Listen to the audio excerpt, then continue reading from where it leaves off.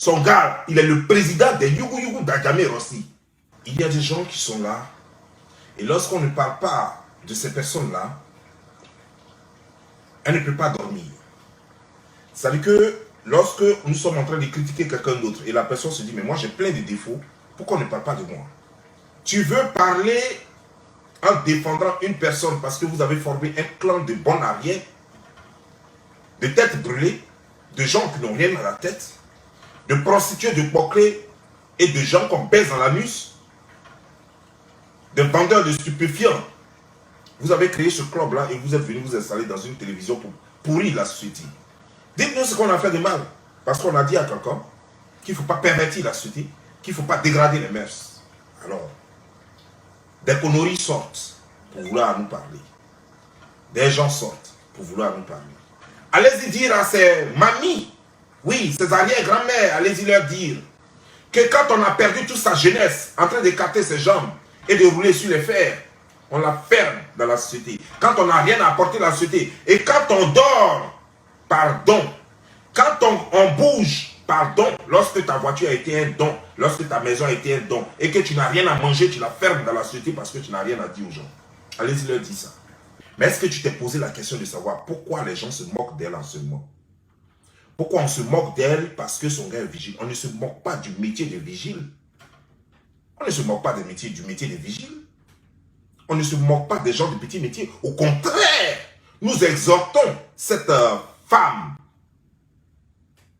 à respecter les vigiles, à respecter les gens de petits métiers. Elle dit que son mari peut nourrir tout un village, peut nourrir même des cadavres, des morts. Nous ne connaissons pas le vigile qui peut nourrir tout un village. Il n'y a pas un vigile sur terre qui peut nourrir tout un village, même les cadavres. Nous n'en connaissons pas. Voilà de quoi il s'agit. Et comme toi, tu es toujours dans ta drogue que tu as fumée aux États-Unis, et puis on t'a rapatrié d'Ada, et que tu n'as plus jamais mis pied aux États-Unis, mais tu connais tous les noms. Si ce n'est pas Texas, c'est Washington, c'est choses comme c'est New York, les États-Unis, tu ne mettras plus jamais pied ici. On t'a rapatrié depuis 1978, le jour où je naissais. C'est là qu'on t'a rapatrié des États-Unis. Tu as créé des problèmes à ton fils. Oh, mon fils m'a frappé, oh. Tu t'es mis dans une chaise roulante. Je m'en vais à l'hôpital, oh. Il m'a botté. Tout ça pour casser la carrière de ton enfant. Tu as maltraité ton fils. Tu as donné des migraines fortes à ton fils. Tu as donné des céphalées à ton fils. Ton fils ne dormait plus. Ton fils n'avait plus de vie. Ton fils était humilié à cause de toi. Ses amis se moquaient de lui. Parce que tous les enfants de 15 ans, tu te les allumais. Tous les enfants de 20 ans, tu les faisais passer dans ton lit. Tous les enfants de 7 ans, tu moussais avec eux. Est-ce que tu es une mère exemplaire? Une mère qui sort avec les amis de son enfant. Même pas son premier enfant. Mais les amis de son enfant, dernier enfant. C'est normal que tu ailles soutenir ta collègue prostituée, boclée, pervers. C'est normal. Je t'en veux même pas. Mais il faut que je te dise la vérité. Je ne peux même pas t'en vouloir, mais je dois te dire la vérité. Je dois te parler que non, les Bellas sont en forme, ils ont la force. Mais qui t'a dit que c'est une histoire de bras de fer? Qui t'a dit que on dit que son mari n'a pas force? Le sujet est là. Tu le laisses, tu t'en parler de force. Tu vois, quand tu bois ta drogue, quand tu bois ta liqueur, quand tu prends tes poupou là, il faut retrouver l'esprit avant de t'exprimer. Qui t'a parlé de force? Pour que tu ailles dire, non, il faut dire ton mari est Bella. Ben, tu vois comment tu es bête. Je comprends pourquoi cet enfant est mort très tôt. Parce qu'il n'a pas une mère qui lui foutait la merde. Une mère qui l'a mené au suicide. Une mère qui l'a tué pour quoi? Pour de l'argent. Pour qu'on lui donne de l'argent pour aller baiser des enfants. Pour jouer. Mais c'est normal. Des sugar maman ensemble, ça ne fait qu'un troupeau de sugar maman. Ce jeune-là, ce jeune de Bassam là, je ne sais pas si c'est un blanc ou un métis, ce jeune de Bassam qui t'a offert la voiture là, c'est à cause de Didier Arafat. Parce que c'était l'ami de Didier Arafat. C'est pour ça qu'il t'a offert la voiture. Tu ne vois pas. À cause de ton fils. Ce fils que tu as tant maudit. Ce fils dont tu voulais la mort. Ce fils que tu dis il est fétichiste. Et toutes tes vidéos sont encore là. Hein? Tu dis qu'il adore fétiche. Qu'il va bientôt mourir. Tu as prédit sa mort. Tu avais déjà annoncé qu'il allait mourir. Mais personne n'a fait attention à ce que tu disais. Parce qu'on t'a pris pour une folle. Alors que tu es une sorcière. Tu sais ce que tu faisais. Tu sais très bien dans quoi tu étais. Tu savais que tu avais vendu déjà l'enfant et que bientôt il allait mourir. Et tu l'as dit. Toi, une sorcière, une mère indigne. Toi, tu peux dire quoi à qui? Non, on pète. Tout le monde pète. le monde fait le vent. Tout le monde fait du vent. Mais on ne fait pas du vent en public. On ne fait pas du vent en public et en plus avec beaucoup de bruit. Brou, bras. Non, on ne fait pas du vent comme ça. Quand tu veux faire du vent, tu te retiens. Tu t'excuses, tu bouges. Et quand c'est en pleine émission, tu trouves, tu dis dans pause publicité. Mais tu ne manges pas tous les placadis, tout ce qui est fermenté dans Côte d'Ivoire. Et puis tu vas t'asseoir, puis tu vas lâcher bras, bro. On ne lâche pas en public. C'est mal élevé. Il est quitté au Cameroun. Il vient te soutenir moralement. Tu demandes qu'il te donne de l'argent. Parce que quoi? C'est lui qui a tué ton fils. Quand toi tu tuais ton fils, il était dans le club de sorcellerie avec toi pour te donner de l'argent. Quand toi tu étais en train de te faire ton fétichisme pour tuer ton fils là, lui il était témoin. Au contraire, pendant que toi tu faisais tout pour tuer ton fils, que tu disais que ton fils ne paye pas ta maison, pendant ce temps, pourtant il n'est pas ton premier fils. Pourquoi tu ne disais pas à ta grande fille qu'elle ne paye pas ta maison? Parce que l'enfant a réussi et que tu es jaloux de sa réussite. Tu es jaloux de son succès. Parce que là où toi tu as échoué, lui il a réussi là. Parce que là où son père a échoué, là où son père a échoué, lui il a réussi là. Alors tu es jalouse. Tu dois le concurrencer. En sorcellerie et vis-à-vis. Tu as tout fait pour casser cet enfant-là. Mais il a tenu jusqu'au dernier moment, jusqu'à ce qu'il ne tienne plus. Dieu t'a béni. À ta place, j'allais avoir honte. Dieu t'a béni. On ne peut pas dire Dieu m'a béni lorsqu'on a 3 enfants et qu'on a perdu 2 enfants en moins de 5 ans. C'est une sorcière qui perd ses enfants de la sorte. C'est une sorcière qui mange ses enfants de la sorte. Tu ne peux pas dire Dieu m'a béni. Ceux que Dieu bénit là, leurs enfants ne meurent pas. Ceux que Dieu bénit là, leurs enfants ne traînent pas dans les bars en train de quémander et se prostituer. Ta fille Carla, qu'est-ce qu'elle faisait? Où elle était? Pourquoi ne vivait-elle pas avec toi? Comment tu l'as encadrée? Dans quelle école tu l'as mise? Voilà de quoi il s'agit. C'est ça la responsabilité d'un parent. Je ne suis pas de dire j'ai des enfants, j'ai des enfants. Il faut dire au monde ce que tu as fait pour tes enfants un jour. C'est toi qui parles toujours des États-Unis. C'est lequel de tes enfants que tu as amené aux États-Unis? Didier Arafat est venu aux États-Unis ici de par son art. Ce n'est pas toi qui l'as amené ici, ni sa grand-mère. Toi, tu es un parasite de la société. Tu ferais mieux d'être dans un cercueil en ce moment. C'est là-bas ta place, dans un cimetière. Parce que ta vie, elle est égale à 0 sur terre. Tu t'es marié à Makori en 1983, au temps d'Amadou Victor. C'était à la mairie de Makori. Amadou Victor était le plus grand maire de Makori en Santal. À l'époque, tu parles d'époque. Quand tu t'es marié, tu as divorcé la même année. 39 ans, tu t'es plus jamais remarié. Ou bien il n'y avait plus de mari en Côte d'Ivoire. Ou bien il n'y avait plus de mari en Afrique. Parce que le gars a cru qu'il avait vu quelque chose. Quand il a vu l'enveloppe, il a cru qu'il y avait quelque chose dans l'enveloppe. Et il a pris ça à l'amener en mairie. Quand il s'est marié net, peu de temps après, il a découvert qu'il n'y avait rien dans l'enveloppe. Il a jeté ça vite. Il allait se remarier. Tu harcèles un jeune, l'ami de ton fils. Parce qu'il ressemble à ton fils. C'est-à-dire que toi-même, là, je me demande même si tu n'as pas violé ton fils même. Parce qu'il ressemble à ton fils, tu veux forcément coucher avec le jeune. Le fait que le jeune ne ressemble à ton fils, ça même, ça devait être interdit tout. Mariage n'a même pas fait 1 an. Qui t'a divorcé vite même. Ce même gars, tu n'as pas couché avec son frère. Tu n'as pas couché aussi avec le gars, le fiancé de sa soeur, Jean-Pierre. Tu n'as pas couché avec le fiancé de sa soeur. Tu ne partais pas dans le maquis là-bas. Fais palabre dans le maquis de sa soeur. En couchant avec ces gars. Toi, tu es femme. Toi, tu es femme. Et elle n'a jamais été artiste. C'est une gogo girl. Une danseuse de fer. Une go qui écartait ses cuisses. Une go qui enlevait son string en direct. Et elle va se vendre. Elle dit, j'ai appris les Ivoiriens à porter string. Voilà, hein? Ça c'est son trophée là. Donc quand elle dit les gens que les autres femmes, les femmes et les filles ont des gars yougos, des gars yougou, c'est-à-dire que les gars qui ont des gars sans valeur. On voulait voir la valeur de son mari. Et on se rend compte que ce gars lui-même là, il est le président de la Yougoslavie, il est le président de Yougou, il est le président de Bramakoté, il est le président d'Adjamé Roxy. En Côte d'Ivoire ou hors de la Côte d'Ivoire, tout le monde est Yougou, on est d'accord, on accepte.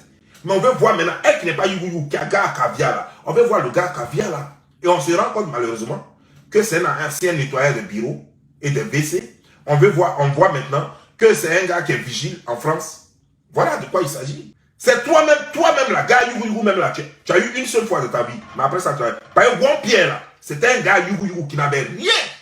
Jean-Pierre, c'était un gars Yougoslavie. C'est-à-dire que lui-même là, Adjamé Roxy, elle était le président même de Yougou là-bas.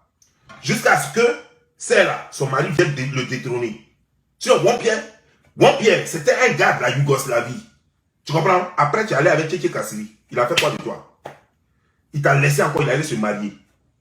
Il a eu ses enfants ailleurs. Mais tu es toujours en train de parler. Car là, elle, c'est la fille de Tchétché Kassiri. Mais Papa de Kala, il t'a donné quoi? Il t'a donné quoi? Quelqu'un Kassidi à lui-même, il t'a donné quoi? C'était pas pour danser comme ça. Il t'a donné quoi? C'est pas pour manquer du respect au monsieur. Monsieur quelqu'un Kassidi, je vous respecte beaucoup, mais souvent, il va falloir qu'on dise la vérité à votre ex.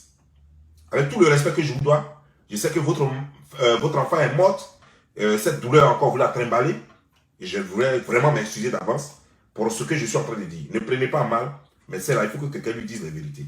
Voilà ton cousin, ton soi-disant cousin, qui est encore d'Ivoire, qui est en train de violer, qui se sert de cette histoire d'église là, qui est en train de violer tout le monde là-bas. Max Zippo, il est en train de violer toutes les femmes là-bas.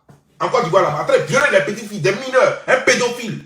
Parce que votre famille, vous êtes pourris, c'est que vous, c'est le sexe, vous êtes des pervers, des narcissiques. Vous êtes tous des... Toute votre vie ne tient qu'au sexe. Toi, à cause du sexe, tu peux devenir bête, tu peux tuer. Tu as failli tuer le jeune là tout récemment, parce qu'il t'a refusé le sexe.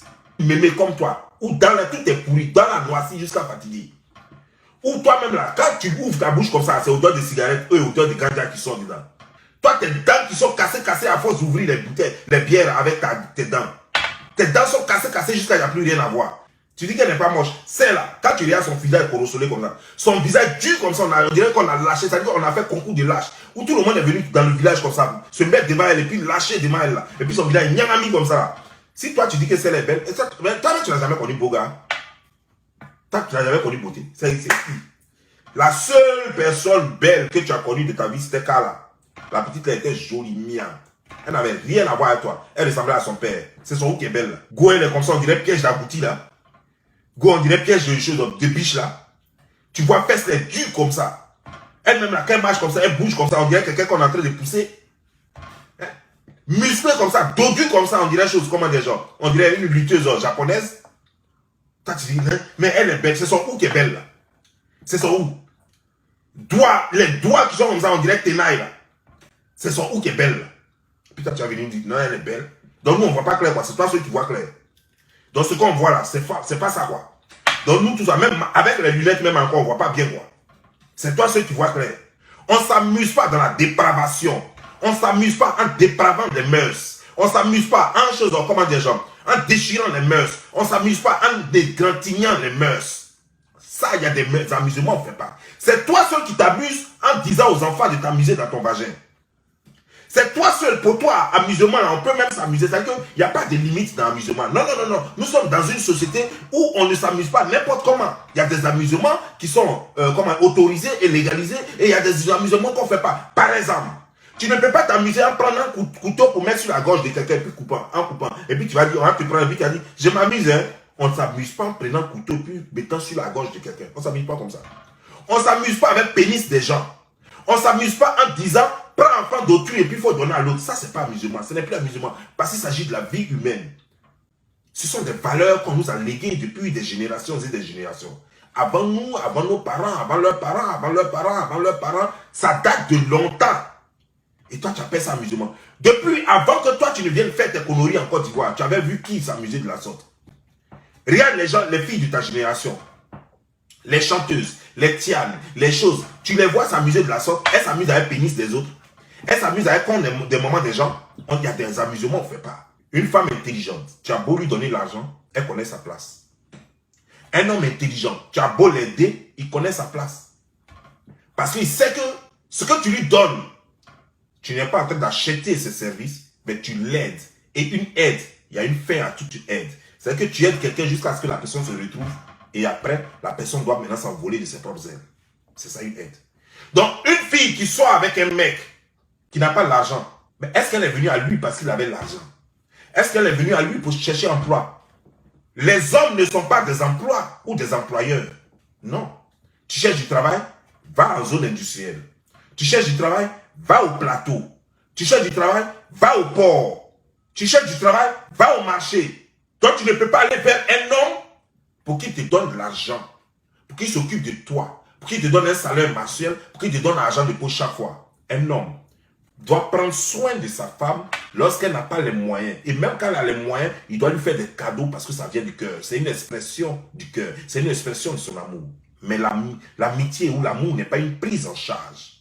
Ça, tu n'es pas capable de le comprendre. C'est pourquoi, depuis 1983 jusqu'à aujourd'hui, tu n'as même pas pu trouver même un poulet pour t'épouser. Il n'y a pas de lit qui a un secret. Il n'y a pas un pénis sur terre qui a un secret. Tous les gros, les longs, les tortues, les moins, tout rouge, noir, jaune, vert. Tu as connu tous les pénis du monde et puis tu es là. Tout est passé de ta bouche. Toi-même, tu n'as même plus brosse à dents. Parce que ta brosse à dents, c'est pénis des gens. Quand tu as envie de te brosser matin, tu te lèves, tu as besoin d'un gros pénis pour te brosser la dent. Les oiseaux du même plumage volent ensemble. Donc, c'est mieux de voler avec les oiseaux du même plumage. Ça veut dire que quoi? Si tu es pauvre, il ne faut pas sortir avec riche.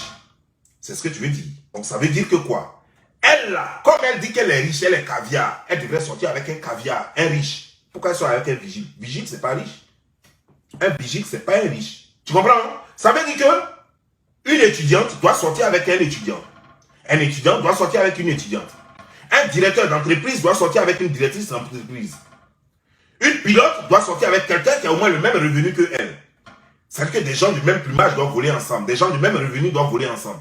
La fille là, elle-même, dans votre émission là, la fille elle-même, elle dit qu'elle est pauvre. Elle-même, elle cherche sa vie.